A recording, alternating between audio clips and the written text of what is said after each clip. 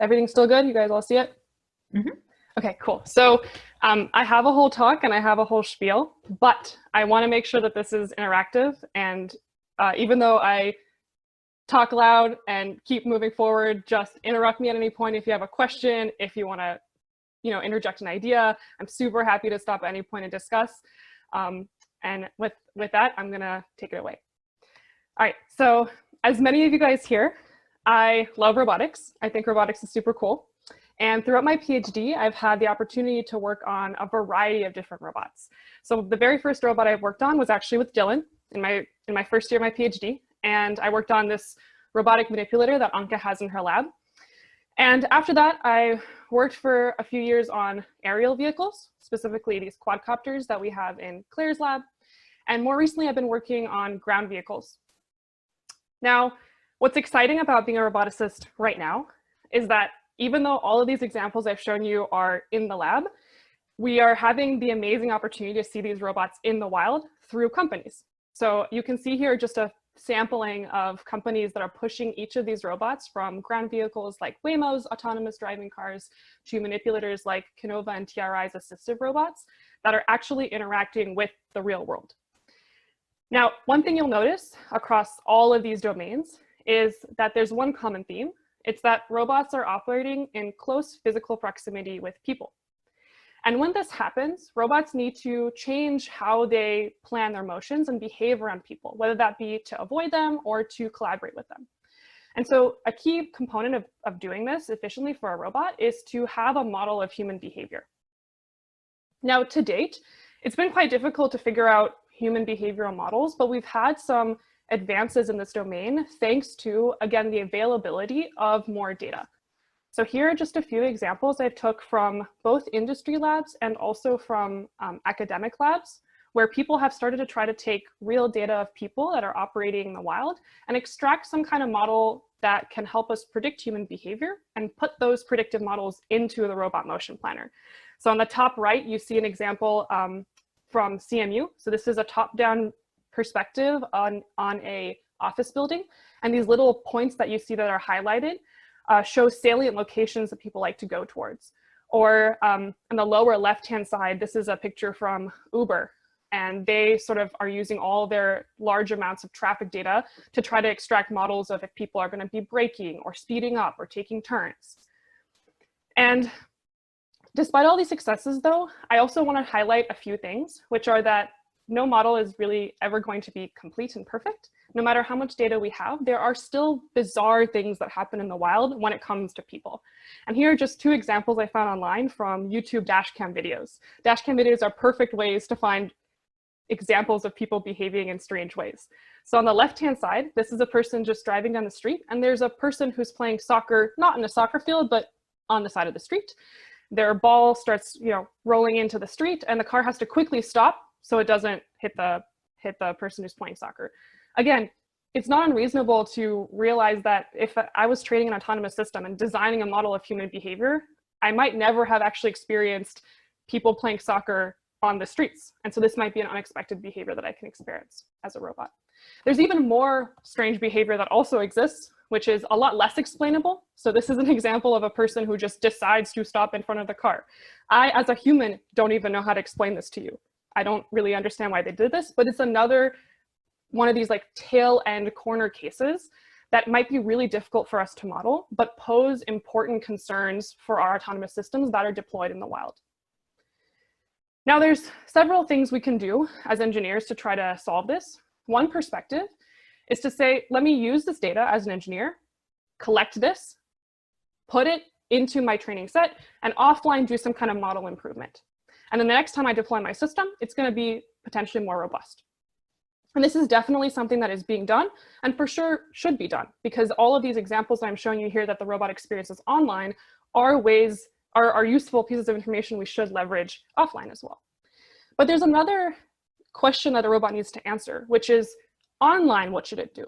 So online, the robot needs to somehow realize that what it is experiencing, the behavior it is seeing, doesn't make any sense and needs to somehow make a safe decision so that, for example, the passenger inside of the vehicle or even the human being outside doesn't get compromised in terms of safety. Now, this online question is one that's particularly fascinating to me, and that's what I've focused on for most of my PhD, which is how can a robot even know that the data that's coming in is not actually well modeled by its human models, and then how does it actually automatically make a safe decision?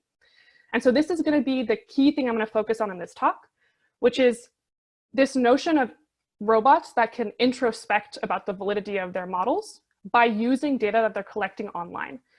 And once they introspect about the validity of their models, they should automatically be able to come up and generate these safe decisions in light of uncertainty.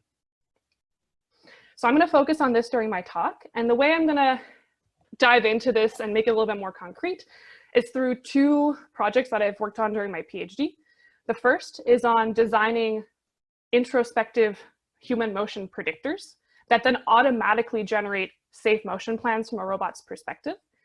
And then the second is some very new work in progress that I just want to share with you guys, where we can actually start to more formally analyze these predictors that get to change online based on data. Now, I'm going to start with this first well-explored body of work that I've spent a lot of time on, but before I move on, any questions?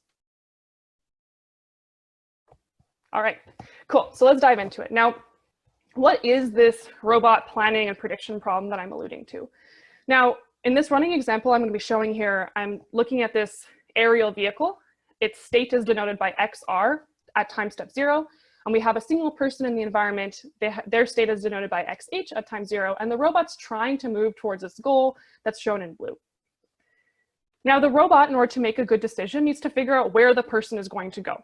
In order to do this, it needs to run some kind of prediction scheme. But ultimately, it's going to produce a set of states shown here in red that it's going to try to avoid. So here, the robot's solving, for example, some kind of constrained optimization problem where it's trying to minimize some overall cost subject to its dynamical systems constraints and subject to the constraint that it never has any of its physical state intersect with these future states the human might occupy. By solving this optimization, it's considering all these candidate trajectories. And then the goal is to pick a candidate trajectory that makes sure that it avoids the human at all time and remains safe. Now let's zoom in just for one moment on specifically the prediction side of things. So where do these human predictions and human models come from? One common thing that people like to do is they write down a dynamics model for the human too, just like we did for the robot, that lets us capture the state evolution over time of the humans. However, one important question comes into play, which is how does the person choose their actions? So we might be able to maybe learn a reasonable F or even write it down, but it's a little bit harder for me to understand how people are going to choose their input. So one perspective, this is the robust safety critical perspective on this problem, is to be very conservative about this model of human actions. And so what this actually means is now what we're going to try to do is think about a very large set of possible things a person could ever do and make sure that a robot protects against all of them. To make this idea more concrete, let's look at a really simple planar model of the human. So here are the discrete time dynamics shown in the XY plane. So HX are the states of the human. The human has a fixed walking speed v, and they get to control their heading. So UH is going to be some angle that lives from -pi to pi. This big set U, this conservative set of all actions the person could take, is going to be any of these angles. Now, if I use this kind of model, and I want to protect against any of these possible angles the person could ever choose, and all the states that could evolve as a result of them choosing any of these things, I can formalize this idea by, again, looking back into robust control literature and saying, given this set of all control inputs, what are all the possible human trajectories I could see? And what I'm essentially doing by this computation is computing something that's more formally known as a forward reachable set. So this equation here, this FRS shown in red, for a particular state XH for some future time t, says this is the set of all states X such that there exists a sequence of control inputs U that get me to that state. Now, for the simple example I've written here, it's this really simple model, which actually ends up in a really simple closed form forward reachable set, which is just shown as these concentric red circles that keep growing outwards. And so these actually will now form the basis of our predictions. The robot's now going to have to collision check against each of these concentric circles that emanate out from the human forward in time and only get larger as we predict more and more longer horizon predictions. Now, this is surely safe because we've written down quite a conservative model of people's behavior, and the resulting predictions, as you see, are going to start to occupy a lot of the space. And this is good from a safety perspective, but really bad from an efficiency perspective. So here I'm going to show you what this kind of predictor looks like in practice. On the right-hand side, you see a top-down view in simulation in ARVIS of the same environment that you see on the left-hand side, which is our experimental test bed. Instead of using a quadcopter here, I'm using this ground turtle bot just for demonstration purposes. Now, on the right-hand side, the important things to focus on are these emanating gray circles forward in time. These are the forward reachable sets 6 seconds into the future under our model. And the robot is visualized as a green point, and its motion plan that it's constantly replanning is shown in green. When the robot uses this kind of conservative motion predictor, it definitely will not collide with this human being, my lab mate Ellis. But in order to avoid the human, it has to leave the environment. It has to leave the workspace to always avoid all of these concentric circles. And this is unfortunate from the perspective of efficiency. We want our robots to be useful. So we can return back to that problem I stated earlier. We know what our dynamic systems model is, but maybe there's a better way to model how people make their decisions. And this is where this idea of using offline data comes into play. I mentioned it earlier on, but we can leverage, again, all of this new data that we're generating to extract a model how people make decisions in a little bit more structured way. So here you see that same top-down perspective of an indoor environment. And these salient points are going to be things like doors, tables, chairs in the environment, which, based on the data, tend to be places that people more likely like to move towards. They're not randomly moving in any direction. They tend to be moving towards one of these locations. To encode this, one approach is to write down these parametrized models of human decision making. So here we have this distribution over how people choose their actions. So the probability of a person taking an action UH, given they're at a particular state XH, is parametrized by this value theta, which is going to encode one of these goal locations in the environment. In general, there are many ways that you could come up with this distribution. What's nice is just that you have this learned parameter theta that you can now encode all these different ways that people trade off their decisions. But one of the models that I focused on in my PhD is a popular model in the cognitive science and econometrics, and now more widely in robotics, model, which is called the Noisily rational Boltzmann model. Now, what's important to notice here is how this model is encoding human decision making. So first, notice here this Q function. So Q function, which is again derived from dynamic programming principles, is encoding the overall value of the human taking an action UT from XT under a particular objective.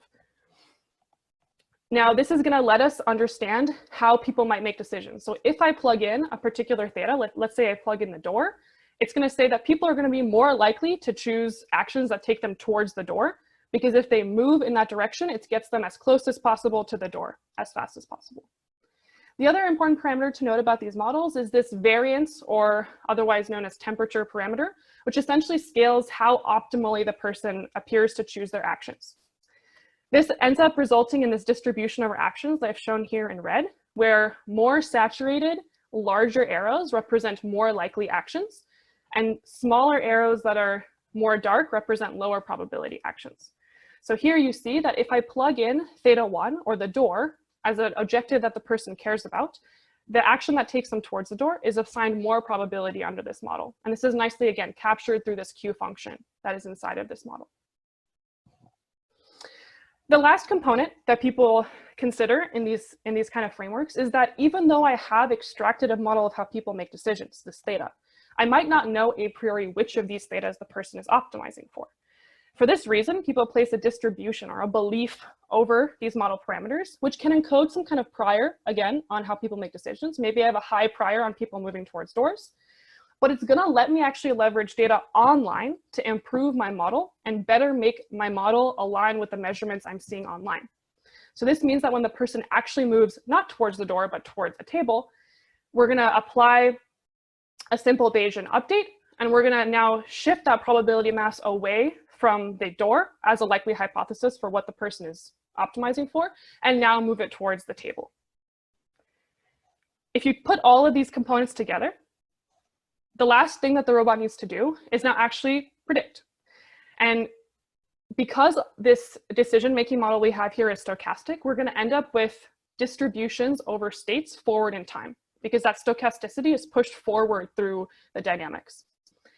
This means that now we have these distributions I'm showing here in these colored circles forward in time. For example, a first time step forward in time, second time step, third time step, so on and so forth, until the end of my prediction horizon.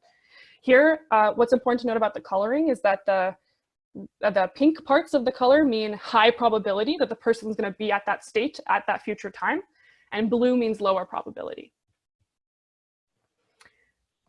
If we return back to the planning problem, though, the last thing I want to mention is that originally I posed this problem as a deterministic obstacle that the robot is avoiding. This K of T is this deterministic set. And so one thing that practitioners also like to do is you have to somehow convert these state distributions into these deterministic obstacles. And the way that we can do this is essentially by asking what states forward in time are assigned sufficiently likely probability. Epsilon is the thing that governs how sufficiently likely. And then those are going to be the states that make up the set K. So these are going to be the states that we actually avoid, because under our model, these states are assigned sufficient enough probability. This means that when the robot plans, it's going to safeguard against these forward evolving larger sets.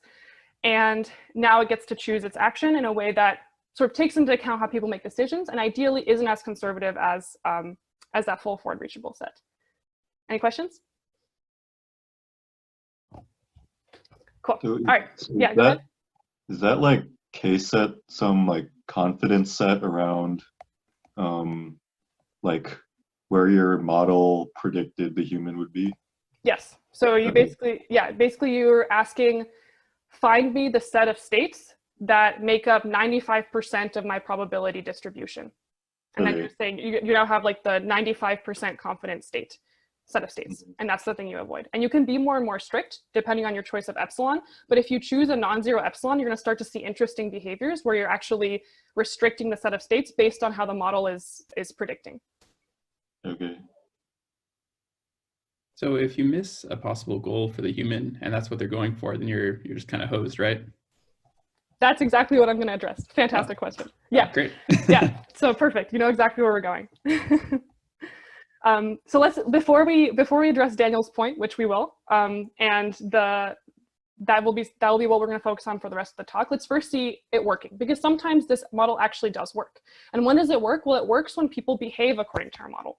So here you're going to see actually Sylvia, who's on this call. She is our canonical human in all of these experiments. And she's shown on the left-hand side with our example quadcopter that's going to be flying around. It's shown in blue. And we have this modeled goal. It's shown in red on the right-hand side in that top-down environment again. Theta 1 is what we're representing it by. And this is actually, I think, just a trash can in the environment, or maybe it's a door that she's walking towards.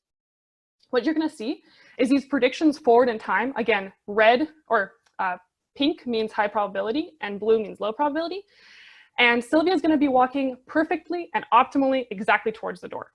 When she does this, the robot essentially perfectly can take its straight line trajectory, its optimal path towards the goal. It doesn't collide with her. Everything works out. Again, this is quite different from that full forward reachable set. The robot never had to deviate and knew exactly that she was just going to be going towards the door. Now, one of the things that could go wrong is for sure an unmodeled goal. We'll actually look at that example a bit later. But another type of failure that you can have is an unmodeled obstacle that actually forces Sylvia to no longer take the optimal straight line path towards that theta 1. And she has to deviate significantly from what the model predicts. So this is what we're showing here through this coffee spill that's shown in right, and also that's shown on the ground through tape on the left-hand side video. When Sylvia does this, the predictions over where she's going to go are going to be consistently incorrect. The robot is going to keep thinking that she's just going to move immediately and straight towards the door. When this happens, the robot collides with her, and we see our failure come to light. Now, if we see this failure, what should we do? So if I looked at this example one more time, and I recall that full forward reachable set, in that scenario, it would have been nice if I could just revert to the full forward reachable set and have the robot react and move away from her, because actually that conservative behavior was desirable at that point when she started deviating. And so it'd be really nice to have that full forward reachable set protect against this unmodeled obstacle. But the question is, how do you automatically know to revert to this full forward reachable set? How should the robot just magic this decision up? And so one perspective could be, well, maybe I can pre-program some kind of switch. So maybe it'd be nice if you get these measurements of how the person's moving over time, and maybe you have some pre-specified heuristic of how you want to switch from at first using your intent-driven model, but then quickly switching to this conservative full forward reachable set. This is one approach, but in general, we can do something that's even better, where we can actually not just have the robot be conservative at some point, some switching point, but we can actually have the robot try to automatically interpolate between that full forward reachable set and the goal-driven model. This means that when the human is walking around, at first it might use this intent-driven model, but over time it might start relaxing that intent-driven model all the way until it reaches that full forward reachable set. But then as soon as she starts walking back towards the door, we'd like it to automatically scale back and trust that intent-driven model. That's sort of the best of both worlds that we're really trying to get at. The question is, how do we do this? And so to answer this question, we're going to look back at our human model that we were looking at. Now, we want to encode this blending between the full forward reachable set and this goal-driven model automatically. And what we're going to do is we're going to ask ourselves, what is this model saying? Well, this model is saying that people take noisily optimal actions in pursuit of a modeled objective. Why is it noisy? It's noisy because of this beta parameter that we set here. That's that variance parameter in the distribution that essentially starts to place probability mass more or less on the optimal action that the person can take towards a particular objective. Interestingly though, so even though this parameter is typically fixed, what we're gonna do is we're gonna say, what if we actually change the value of this parameter and let this value actually automatically scale us from full forward reachable set to purely goal driven? Let's see that through an example. So imagine I fix the parameter. So I say the only thing that my model ever knows about is that people like to move towards doors. So theta 1 is the only parameter. One choice that I can encode of my variance parameter is 0. If I plug in 0 for my beta parameter, I'm going to get a uniform distribution over the actions. What's interesting is if I use this kind of model for prediction, the resulting set of actions that are basically equally distributed, right? And this means that when I actually push this through my state prediction, I'm going to get this nice uniform distribution in physical state space over the future locations a person could go to. So this is a prediction 1 second forward in time. It's visualized in 2D on the left-hand side with the HX, HY, but it's also visualized in 3D, so you can actually see the height of any individual grid cell in the environment, which shows the probability of the person being at that grid cell at that future time, 1 second in the future. What's nice here is when we look at this, this starts to look like the forward reachable set. It's taking up, you know, this circular region around the human. And if the robot was to use this for collision checking, it would start to avoid a lot more set of states and be a lot more conservative around the person. Nicely though, this beta parameter also can encode super optimality. So if I chose a really high value of beta, let's say I chose 10 or 100 or even higher, essentially all the probability mass is placed on exactly the action that takes the person towards the goal. This means that when we look at the state predictions, similarly, we're seeing essentially all probability mass in the direction of the goal. So now what we said to ourselves was, we're going to use this built-in parameter, and instead of fixing it to be low or some medium or some like high number, let's interpret it actually as a measure of our model confidence. It tells us how well our model is performing. And so instead of pre-specifying this built-in parameter, let's do the same kind of Bayesian inference technique to estimate this model confidence online based on how the human behaves. In order to estimate this, we're going to do the first thing that any Bayesian will do is put a distribution over the parameter. So imagine we're in this like simplified scenario where we only have 3 values that beta can take. 0, so that's the random model. 1, which is reasonably optimal, and then 10, which is like very optimal according to our model objective. As you can see now, I've also added beta as an explicit parameter of our distribution. And now what we're going to do is we're going to say, what happens if the person walks directly away from the goal? This is the worst case sort of unmodeled behavior, where the person is just not at all walking towards their goal. Now, in order to understand how this inference is going to let us capture this automatic scaling from goal-driven model to a forward reachable set, let's see how that Bayesian update will actually work when we observe this measurement. To see that in action, well, let's consider what the Bayesian update is going to do. So the Bayesian update is going to plug in for each possible value of beta. It's going to say how likely is this observation that I just got under each of these possible models. That's what that likelihood model here in the right-hand side of the Bayesian update is doing. You're plugging in different values of beta, and you're saying how likely is each of these measurements under that beta. So if we look at these models, and just from my simple cartoonified example, you can see that the models that start placing a lot of emphasis on the modeled objective that says that people like to move towards doors, they're shifting all that probability mass away from that backward action, which actually means that the uniform distribution, the one where beta equals 0, is going to assign the most probability to this backwards action. Now, intuitively, what this Bayesian update is capturing is it's saying that if the human data is suboptimal under the modeled goal, then the robot has the wrong model. It's essentially no good. It's not explaining anything. But the beauty of the Bayesian update is it's going to start placing that probability mass in the direction of that beta equals 0, that completely uniform distribution. And this has automatically given us a way for the robot to shift its model confidence around.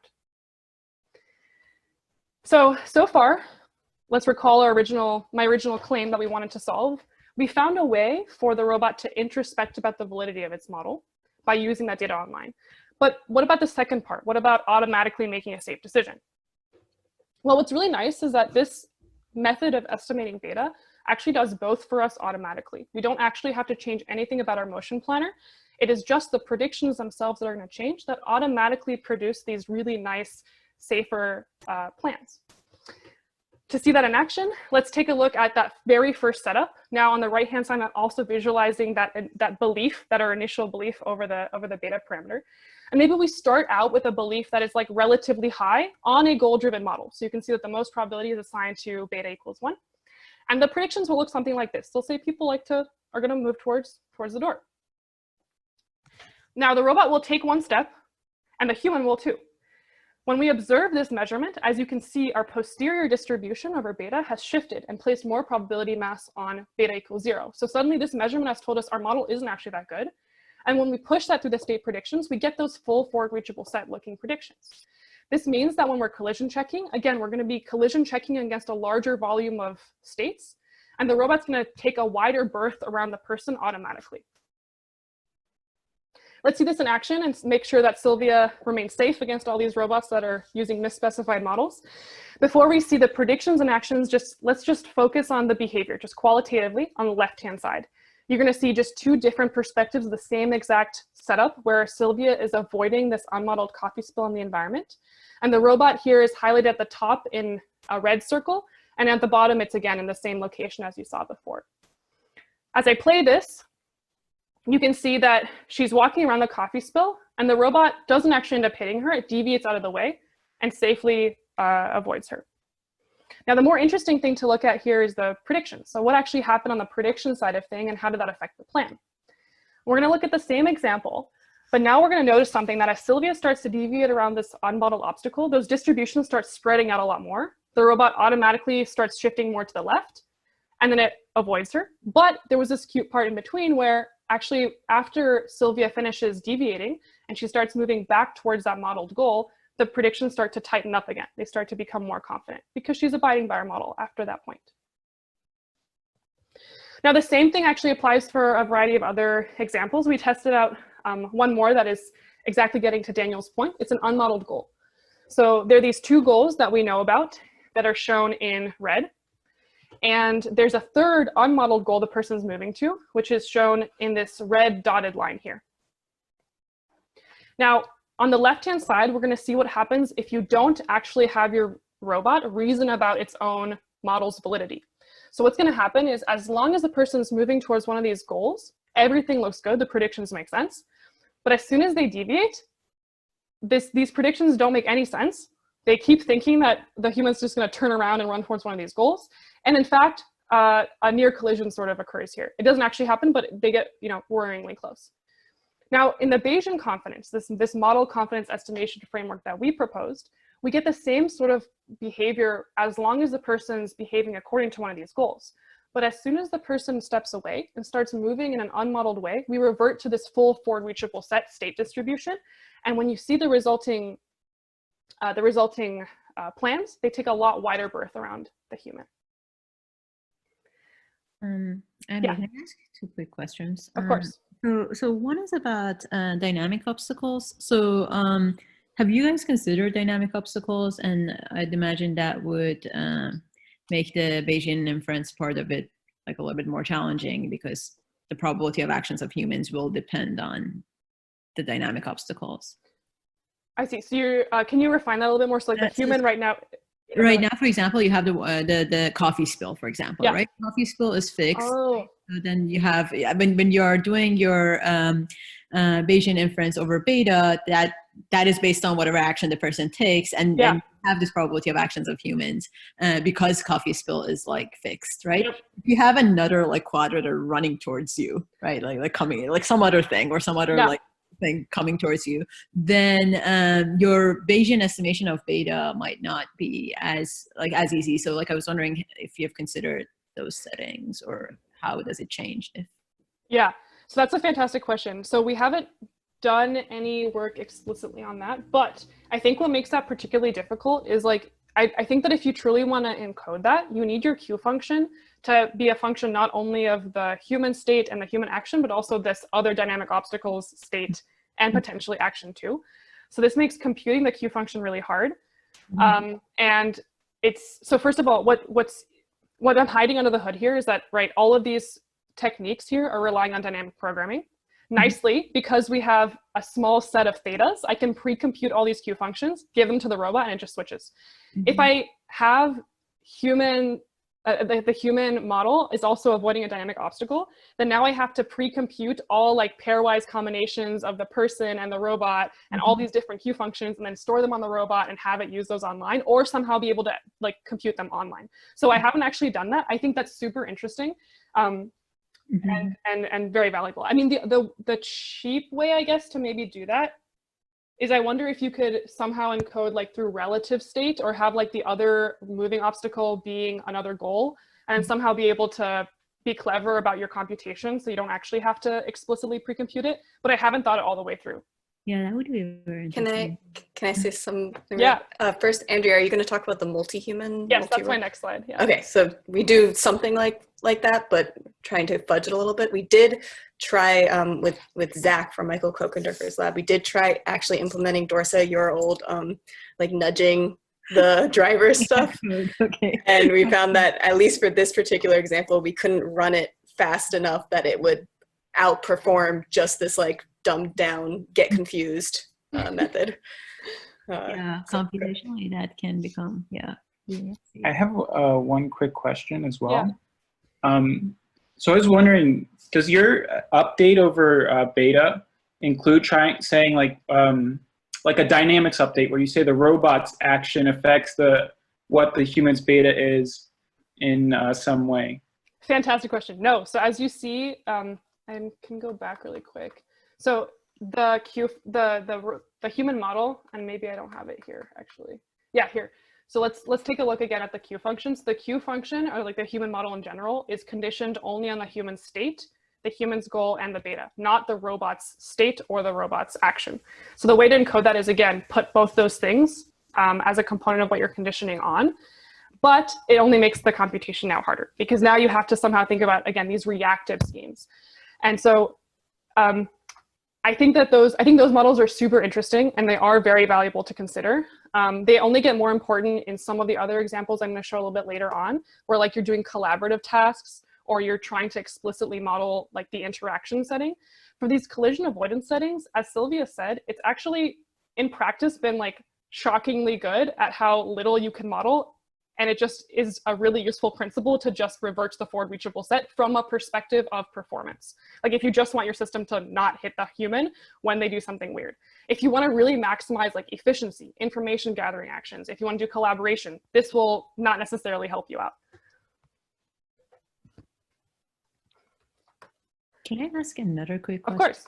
So, okay, so there's this framework that switches between reachable set versus the kind of less conservative approach. I was wondering if you guys have looked at it like over repeated interactions almost to see if you learn something about the goals. So you have like this extra goal that you have in models. Yeah.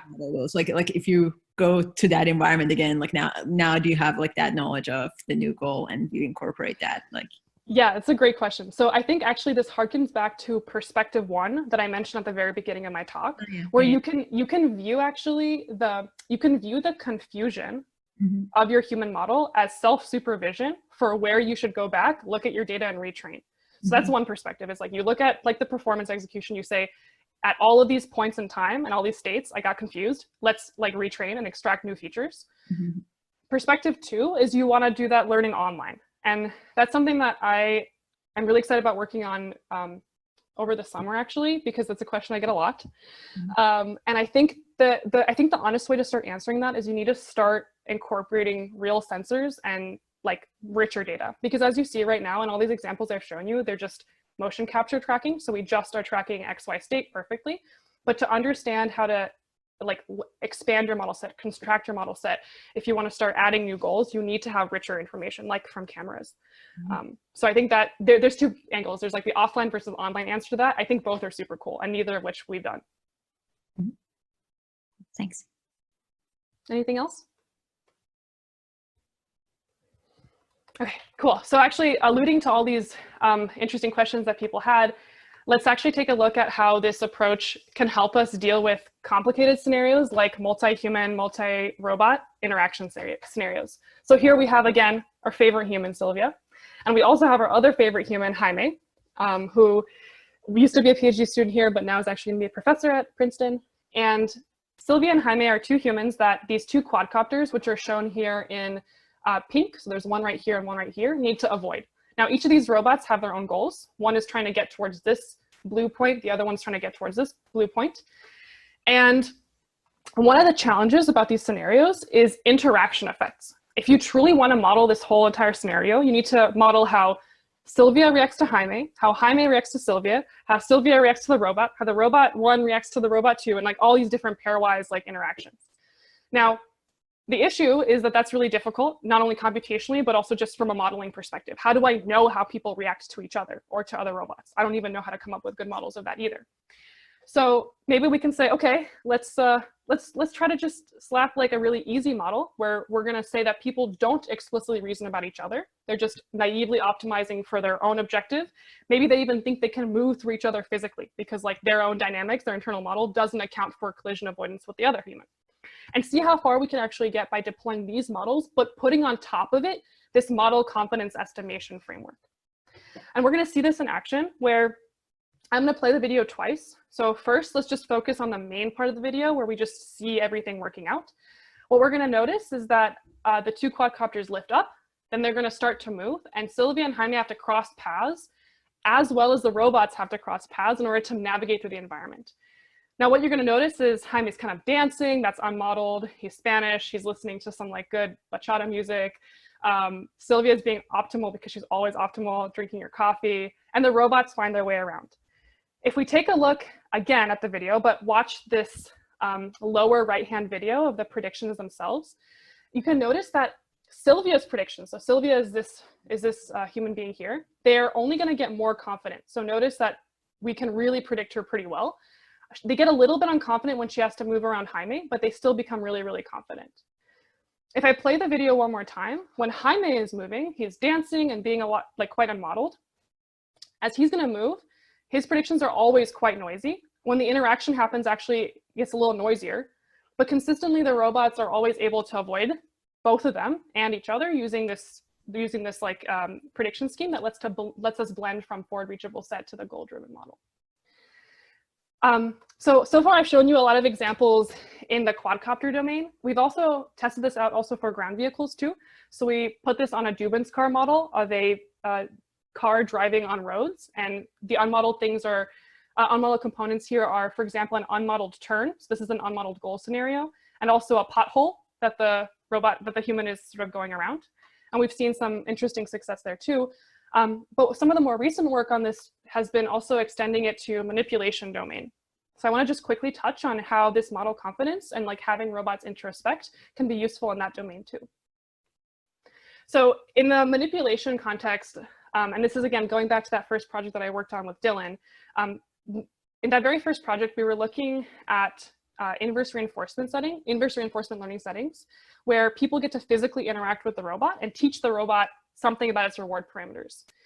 And in the very first work I did with Dylan, we set up that framework. But then more recently, we revisited that framework and asked ourselves, well, what can go wrong? What can go wrong in these IRL from physical interaction domains? And in this particular problem setup I'm going to show you, we have this home robot, and the feature space it knows about is this distance to table, like how far its end effector is from the table. So maybe it has two parameter values that it can take. It can say, oh, I have to be either really far away from the table or quite close to the table. When the robot is interacting around the human, though, the human can come and try to teach the robot something about its feature space. It can physically interact and give it that data. Unfortunately, in this setup that we have here, the human is going to try to teach the robot about a feature that is not in its feature set. So the human is actually trying to correct the orientation of the end effector, not the distance to table, so that the robot keeps the cup upright. What's unfortunate about this scenario is that the data now that the robot is receiving just fundamentally cannot be explained by its hypothesis. And if the robot naively tries to learn from this kind of data, what we're going to see is that when the person tries to correct the end effector, they're going to keep correcting, but they're also going to be naively affecting how far away from the table the robot thinks it should stay. So you can see it sort of jerking around, just trying to update actually distance to table, even though the human isn't giving it a correction about the distance to table. So this is kind of unfortunate because, again, in this IRL domain, the robot's just simply learning about a feature from the data, but it can't actually explain the data it's getting because that feature set is misspecified. So we can apply, so here we see this mistaken learning about the table, but the human input is actually about cup. So we can apply the same kind of reasoning and say, well, what if the robot maintains this joint distribution over this feature set that it has, these different distances to the table, but also model confidence.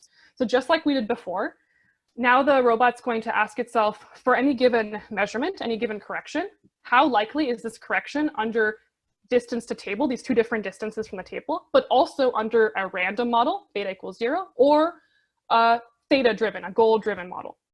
And for example, maybe when the person tries to correct the end effector, what's going to happen is maybe this kind of distribution pops up and the robot's going to say, well, it's pretty unlikely that this correction makes sense under either the small distance from table or large distance from table, but it's the most likely if the person is just like, if beta equals 0, if my model confidence is really low.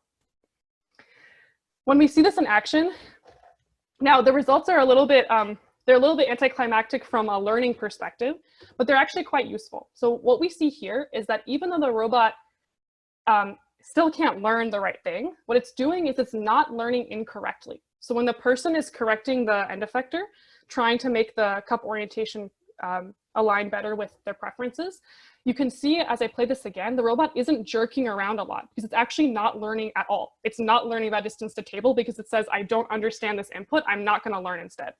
Because the only way I would learn is if I was learning erroneously. So we're definitely not expanding the model set or somehow, incorporating this cup feature, but at least the robot isn't mistakenly trying to interpret the data and do something incorrect and unsafe. So hopefully now I've shown you all these different application domains. I've convinced you that this online learning through human data is a really valuable thing to apply for a variety of robots so that they can automatically make safer and more intelligent decisions when they're getting data from people. And so this sort of concludes that first part of the body of work. Now there's gonna be a separate body of work, which is, as a note, it's very much a work in progress. It's quite experimental and still very much in the works. So before I dive into this, I wanna just take a moment and see if there's any discussion that people wanna have. Can I ask a philosophical question? That sounds great. Yes. How do you pick your epsilon? Yeah. So there's a cop out, not a cop out answer, but there's like the engineering perspective. It's like, okay, yeah, let's just like tune it. Mm-hmm. There's another angle that, to be honest, I haven't thought all the way through, but I wonder if there's a way to actually determine what epsilon to choose based on, again, the real-time performance or like the data itself. So maybe you could, like, I wonder if there's a way either to pre-compute what epsilon is right based on some performance criterion. So you say like, I want to run like n simulations. Of all these simulations, I'm going to have this kind of like performance. So my human never gets hit.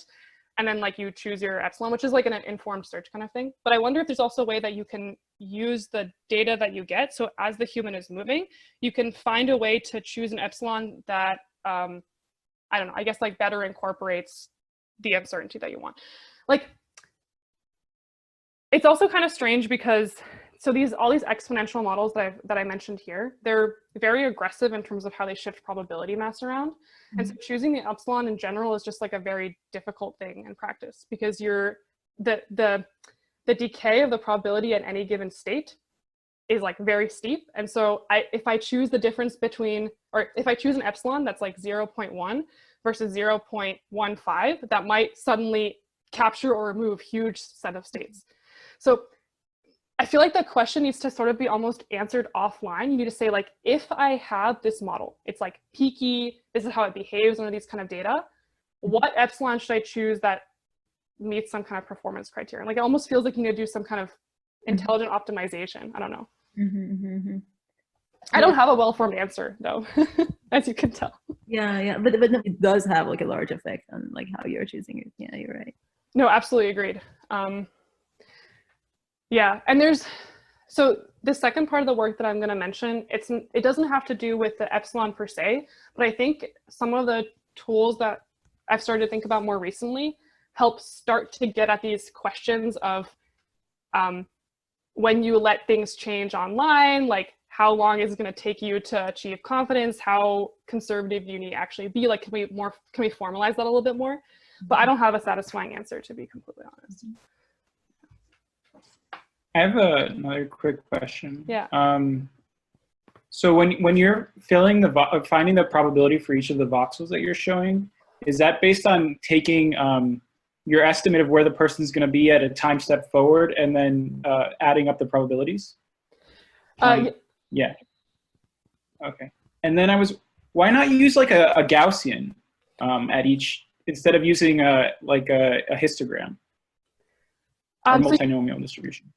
You can. So it kind of depends on what model of the human behavior you choose. So here we're not using Gaussians. And so what ends up happening is you have these other kinds of distributions that come out. But you can use other kind of modeling techniques. If you happen to use, for example, a Gaussian type predictor, what you would do is, instead of maintaining uncertainty over beta, you'd maintain uncertainty over your variance of your Gaussian. And so basically you're just saying like, how spread out should my Gaussian be? Should it be uniform over the state space or really tightly centered around whatever the Gaussian mean is? So basically if you want to think about extending this notion of introspection, it's basically just estimating, like the unsexy way of pitching it is just estimate your uncertainty online. Another thing that I think is interesting is I was trying to like connect this to some of the prospect theory based work that like we did recently at HRI, where we're not using the noisily rational model because there are settings where it is not necessarily, that beta parameter alone is not going to capture everything. You have like almost like a jump where you're doing a suboptimal action, you're more likely to do a suboptimal action. So I'm wondering like how like this work could be extended to those settings too. That's almost like you have now like a hybrid system and you're trying to estimate. Yep. I mean, because technically this is a hybrid system where each beta describes its own mode. Yeah. But now it's almost like not just a different beta, it's like fundamentally different distribution. It's like, imagine I'm estimating between Boltzmann or Gaussian or Boltzmann and Poisson, like whatever. I can choose like my n fundamentally different distributions that like can't just be changed based on changing a single parameter. It's like the fundamental distribution itself is different. It's almost like that, it feels like. Yeah, that makes sense. Anyways, any final questions? Yeah, I had a question about the car example. So it seems like once you get that unexpected behavior, you kind of lose any notion of like lane following, right? In terms of prediction? Yeah, like once your beta goes down closer to 0, you just don't have any more lane following. So if like a car was coming from the other direction, you just have to slam on the brakes, I guess. Yeah. You can encode more like structure in how the constraints like play into the predictions by, so for example here, like all of these obstacles, like the lane boundaries are constraints, or sorry, they're high negative reward in the Q function computation. So when the predictions happen, they don't actually, they abide by these constraints. You could do the same kind of thing, which maybe has an additional component of the Q function that rewards the human for lane following or for not like crossing that boundary. Maybe you have like really high negative reward when the person swerves. And so maybe there's some way of encoding that. We haven't actually thought about that, but you're very right. I think the behavior that would happen right now is like you just slam on the brakes. That's it. Yeah, I guess the game would then to be balancing that with also making sure that they can leave their lane if there's an obstacle. Exactly. Yeah. And there's some interesting work. There's some interesting work from Marco Pavone's group with Karen and a former student of Claire's Mo. And they try to sort of infuse, not necessarily for like these kind of human prediction schemes, but they try to infuse some of these like stricter safety notions that both include things like lane following and like obstacle constraints when you have a vehicle running next to another vehicle and you're not sure if that vehicle is going to like enter into your lane. It's a different setting, but I think it's like kind of relevant in spirit. Okay, yeah, thanks. I'll have to take a look at that. Yeah. All right, any final questions before I get into the last small experimental section of my talk? I'm also happy to keep having more discussions too. All right, cool. So I'm gonna introduce this next section by revealing something that I haven't been totally truthful with you about during this talk. So far, and all of the running examples, I've led you to believe that we can go from being confident like this to conservative essentially instantly, like within one measurement. But in reality, we really can't. Like in reality, especially if you have an incorrect prior, like the one that I'm showing you here, it's going to take a series of observations and some non-zero time to converge to that full forward reachable set. Now, why is this important? Well, as we already now know, since the robot is relying on these predictions, during that entire time period, when you are scaling from optimistic and trusting your model to conservative, your robot's plans may be compromised because, again, you're relying on predictions forward in time that are just fundamentally incorrect and require more data. So what we really want is we want our robot's plans to somehow be able to know how long it's going to take, how many measurements it's going to take for it to become conservative. And if the robot knew that a priori, maybe you could incorporate that into its motion plan and become overall a lot more robust. So as I said before, like this like high level question is how long will it take for my robot to go from an incorrect prior to that desired true model confidence estimate? Now, in the current sort of line of thinking I'm investigating, there's two scenarios that I've divided this question into. The first scenario is what is the best case time it will take the robot to detect that its model is incorrect? Now, intuitively, you can think about this as if the human is acting in an unmodeled way, like they're running away from the door, but they're giving us as a robot the most optimal measurements to make us estimate that desired posterior. So they're kind of being cooperatively unmodeled, and they're going to help us estimate that low model confidence as fast as possible.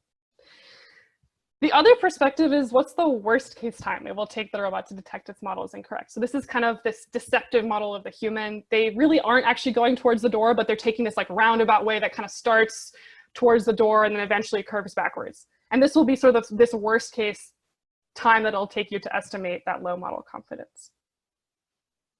Is everyone on board with these high level problem statement? Okay, cool. Okay, so let's focus just on this left-hand side and think about how can we formalize this question into something we can actually compute. So if you recall, what are the components that we're operating with here? We have this human initial state. It's visualized as this black point here in the 2D plane. We also have this parameter of our human model. It says people like to walk towards doors. And we have this incorrect prior we're starting out with. It places very low probability that the human is moving towards doors, and a lot of probability that human actually does follow our model. Recall our question, it's what is the best case time it's going to take the robot to detect that its model is incorrect. Now, notice that this question incorporates or relies really heavily on the human input, because the human input, like their action, is the thing that not only moves their state forward, but that's actually the thing that we're going to plug into our posterior update to shift our distribution, to make our belief move in the right direction.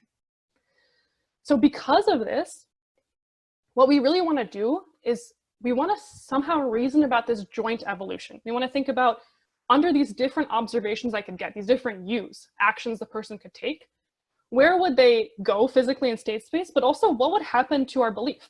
What would happen to our distribution over our model confidence? To reason about this joint evolution, we're going to think about the joint state space of both the physical state of the human, so here shown in X, and also the belief over our model parameters. Okay, does the reasoning for why we want to reason about both together make sense to everyone? If you only have two, like if it's a binomial distribution, why do you need two parameters? We don't. We can only just maintain one. Oh. Yeah. But so in general, you need like the cardinality of your discrete random variable minus one. So yeah, so we're actually just going to be looking at a 3D state space here. So I'm going to show you what that 3D state space looks like now. So we have X and Y in the plane. But now our Z axis is going to be the probability that the human is operating according to our goal. So it's B of beta equals 1. The other thing we can do now is we can actually represent our initial prior over the beta in this joint state space with this point. So this point you see here is going to be our initial condition in the joint state space where the person is at -3 meters in the environment, but also the probability of the person being goal-driven is 0.8. It's very likely. Okay. Now, the next question we need to ask ourselves is, well, we want to actually achieve a desired posterior. We want to reach this point where the probability mass on this low confidence is sufficiently high, let's say 0.8. And the probability of the human following our optimal model is really low, 0.2. What would it mean for us to encode this concept in our joint state space? Does anyone have like an idea for how we could translate this into this diagram here?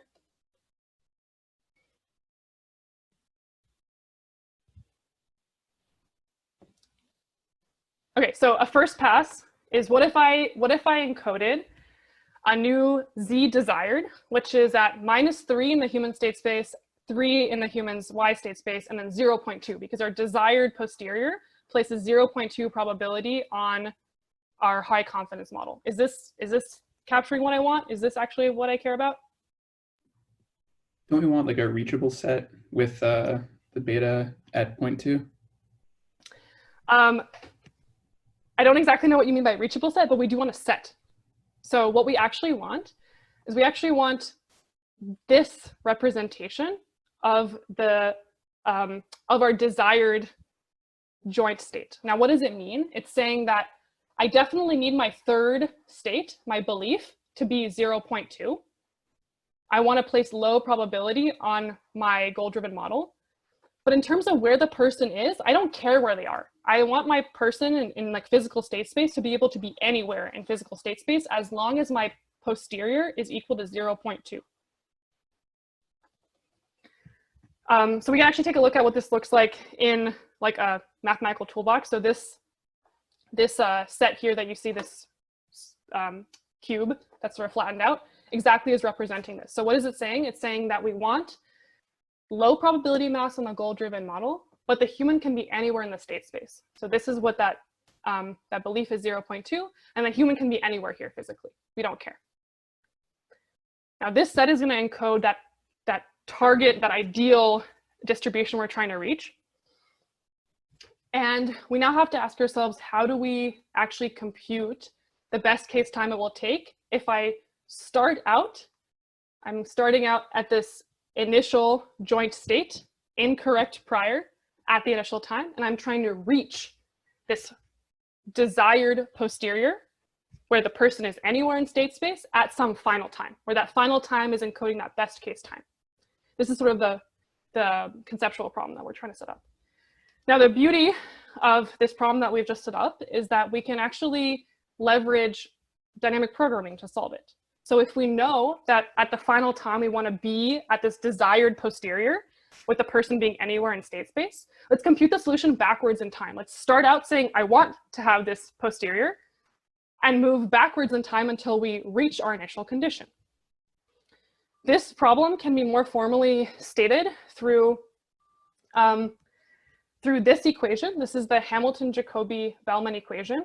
Now, I know it's a lot to look at, and I'm not going to spend too much time discussing it. What is important is that you can think of this as just continuous state and time Bellman equations that let us represent these sets really nicely and easily through the value function. And the last other thing to note here is this formulation is really nice because there's a variety of tools that we can just use off the shelf that work for general nonlinear systems to actually just plug in this desired question that we have and answer it, because a lot of the people in robust control and systems theory have spent time and energy developing this tool to exactly answer questions like this, but not about distributions, but about physical systems, like just x dot equals f of xu. So what we're going to do here is we're going to simulate this backwards in time, and I'm going to show you what that looks like. One of my favorite things about using these toolboxes is seeing these cool, funky, unintuitive shapes grow in front of my eyes. So we're solving backwards in time, and what we're doing essentially is we're trying to solve this backwards in time until this blue volume that I'm showing you here includes our initial condition. This means that we found a sequence of optimal controls, or a sequence of measurements that the robot would receive that take us from that initial condition and bring us all the way to that desired posterior. So we did it, we found it. As you can see here, in the best case, it's going to take us 21.3 seconds to determine that the person does not move according to our model. What's also cool is these tools let us extract optimal controls as well. And again, optimal controls in our case are going to be these optimal measurements that we could observe. So what does this mean? It means that if the person is starting out, or if the robot is starting out with a high prior on the person moving towards doors and a low prior on people moving randomly, but then they observe the following optimal sequence of measurements of the person moving directly away from the door, which is intuitive to you and me, but now mathematically we've like convinced ourselves, then we can, this is the trajectory that will, as fast as possible, make the robot gain high confidence, or more specifically, a probability of 0.8, that the human is random. They're not actually abiding by our model. So this framework that I just told you here is a sort of a general way that we can start to answer some interesting questions about these predictors that can evolve based on measurements under different kinds of assumptions. So far I've only shown you what this looks like for this best case time. You can also set up the same problem for worst case time by essentially just changing if the system, like the human, is maximizing or minimizing. So if they're being helpful or hurtful to the robot. This is easily encoded through those dynamic programming equations I showed you before. But ultimately what the vision is for this work is we'd like to now use these times to develop some interesting contingency planner for the robot, where if the robot knows how long it's going to take it to receive measurements and gain confidence in the human behavior, maybe it can become conservative for a certain amount of time, wait to get those measurements, and then confidently plan its behaviors after that point in time. But as I said, this is still very preliminary work. I literally made these figures yesterday, so they're very fresh off the press. Any questions about the setup? Just I'm sure I was wondering, how would you use this estimate? Say you were able to estimate like how cooperative versus deceptive they're being. Yeah, so maybe an easier example to think about is, imagine that instead of us estimating like the beta, imagine us estimating which goal a person's going to. So they're either going towards a door or a table. What I would like to know is that, imagine the ground truth person is actually moving towards the door. I want to know how long it's going to take the robot, if it starts out maybe with a 50-50 prior, to estimate for sure that the person's moving towards the door. What the robot can then do is, if it knows this time, it can use the max of those two times. So it can say, here's the worst case time it will take me to predict that the person's going towards goal 1, worst case time it takes to go towards goal 2. And now up until that time, like let's say it takes it 3 seconds, for 3 seconds, it's gonna avoid both of these trajectories. So both the trajectory moving towards the door and towards the, towards the door and towards the chair. After that 1 second, it knows it's gonna have certainty. After 1 second, in the worst case, it's gonna for sure know which of those two goals the person is going to. Ambiguity will be resolved in the future. And then from then on, it can plan these contingency plans where basically say, at that time, if I have high confidence the person's going towards the door, I'm going to plan around the door. If the person's going towards the chair, I'm going to move around the human moving to the chair. This just means that now the robot can be even less conservative because it knows when ambiguity will be resolved a priori. Like it can think in the future about this worst case and then plan accordingly, versus being dependent on the data to tell it at a certain time. That's sort of that's sort of the vision. But so what that means is that's how you would use the worst case estimate, right? Or how would you use the best case estimate? Great question. So there's like a whole Punnett square you can write down of like human is acting optimally, robots acting optimally, and like what each of those mean. To be honest, I don't think I have a great answer for what each of these measurements mean. I think they probably depend on what you're trying to ask.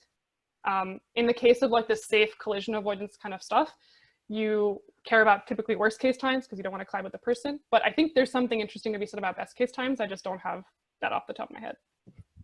I think it's a really interesting idea though, because, you know, I think that ideally you'd always want to be able to estimate when your state estimation is going to converge, like for beta, for example, in your case. But it's one of those things, it's like a really hard thing to do. Yeah. Yeah. I have a couple of small questions, if that's allowed. The first one is just a fun question. What you showed us what the trajectory looks like for the human in the best case. Did you look at all at what the trajectory would look like for the human when they're like purposely trying to be deceptive? Yeah, so I don't have those results here. Sure. And it's because, so there's some things under the hood that I've sort of glanced over. Let's think about intuitively though, worst case. So imagine that the person starts out here and we're thinking about like the set of all actions they can take. So imagine that they can take anything in the full forward reachable set. What's the worst case thing they could do? Well, they could just like keep walking towards the door and like, and in that case, like basically maybe it would take me infinite time to know that they're actually not going towards the door if they just skim it like this, or maybe not infinite, but maybe a very long time. Yeah, I'm just imagining my little brother's doing the like, I'm not touching you thing. Yeah, so when we're answering questions like worst case time, there's an important thing to ask, which is how worst case do you want to be? Yeah. So for example, imagine that the person can take any, like the person can take any action, but then we can say, well, maybe in the worst case, we don't want them to be able to take like this sequence of actions. Maybe they can just take any action like in this cone like this, but not including the door.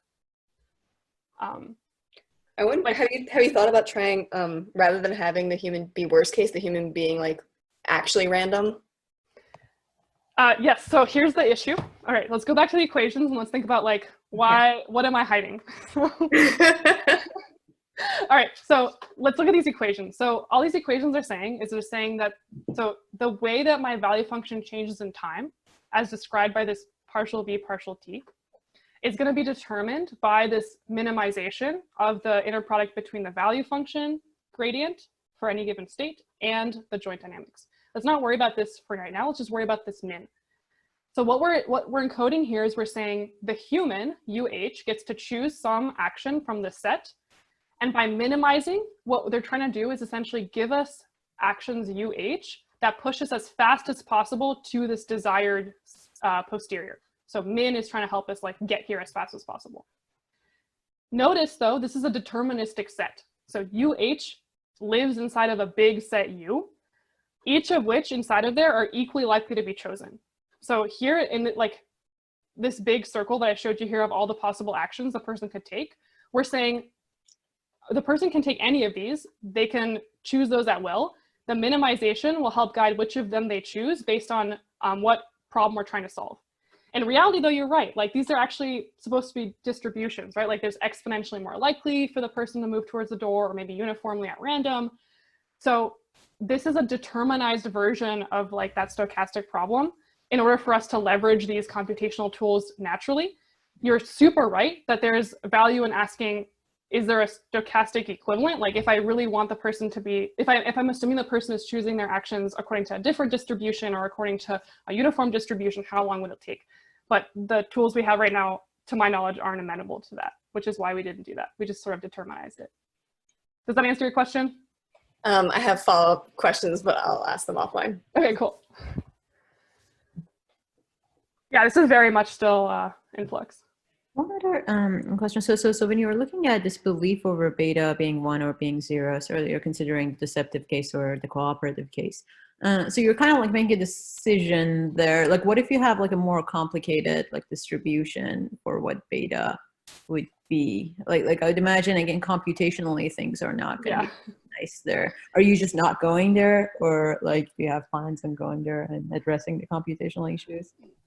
So right now, there are some worries I just have about this. So right now I'm living in this world. I'm worried about that. I do think that the computational issues are very important because as you saw, this discrete distribution I'm plugging into the state space is already, it's like 3D and we have a variable that takes 2 values. Like this is not going to scale. Mm-hmm.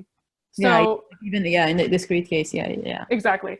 So now what's nice is that the beta parameter itself, you actually don't have to maintain uncertainty in practice about over that many values of beta to still get really good performance. So plugging beta into this is really nice, but if you want to keep a joint distribution, like beta and theta, which is what we actually need when we're trying to estimate for more complex models, that's going to blow up like unreasonably really fast. So I think interesting questions to ask there are things like sampling-based approximations to these methods. So for example, you don't really need to use the level set toolbox to compute this. You could also just forward simulate potentially some kind of like control sequences and try to find a way to sample through this space efficiently. I'm also talking completely out of experience. I haven't actually done this, but there's some recent work out of, I think actually Sertac Karamann's group at MIT, where they try to use like sampling-based approximations to reachable sets. So we could maybe do an equivalent sort of in this case, especially if we don't care about extracting optimal control, that might be sufficient just to get like an over approximation of the time. And that could help us scale. One other question I'm just thinking about now is, so say you compute the worst case and the best case time, and you're trying to use the actual time to infer where between those two extreme, like those two behaviors you are. Mm-hmm. What would you use it as an interpolation function? Oh, that's a good question. Let's see. It might, so I wonder if you could use the data you're getting, like the actions that the person's actually taking, to try to see if there's like where along that intermediate you are. So if you know maybe the worst case sequence, so this was the best case sequence of controls, maybe there's some worst case sequence of controls and maybe you're getting something in between. Maybe there's a neat way of finding something in between those two. I actually don't know. It's a open question.